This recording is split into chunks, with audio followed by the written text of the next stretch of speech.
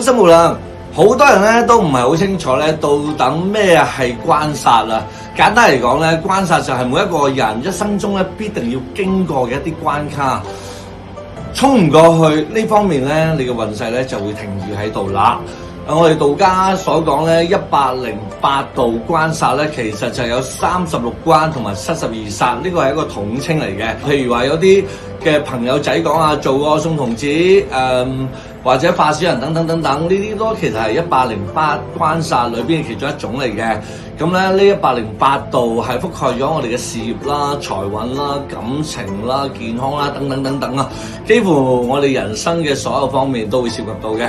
成日都會影響住大家嘅運氣啦。咁我哋喺命理學嘅角度上嚟講啦，關煞就係我哋八字裏邊嘅一啲凶神惡煞啦。一旦影響到你嘅即係八字裏邊嘅一啲存在咧，就會令到你周身可能唔係太自在，或者呢個人生冇咁順利啦。咁點樣去知道自己有咩關煞咧？可以根據你嘅生辰八字啦，逐個去查去解嘅，因為每個人嘅八字都唔同嘛，犯嘅關煞都唔一樣，唯有跟住我哋嘅八字啦，去精準去定位了解到嘅。所以咧，每個人都有關煞，人人咧知道佢之後咧，我哋都可以去調整啊，或者可以去化解嘅。如果唔理佢嘅話咧，慢慢你會發現，哇，各種嘅業力啊，會令到你哇人生烏雲蓋頂啊，好多嘢都棘住啊，或者行衰運啊。所以咧，早啲去了解關煞啦，或者去參加一啲化解嘅法事啦，可以主動掌握自己嘅命運啦。因為佢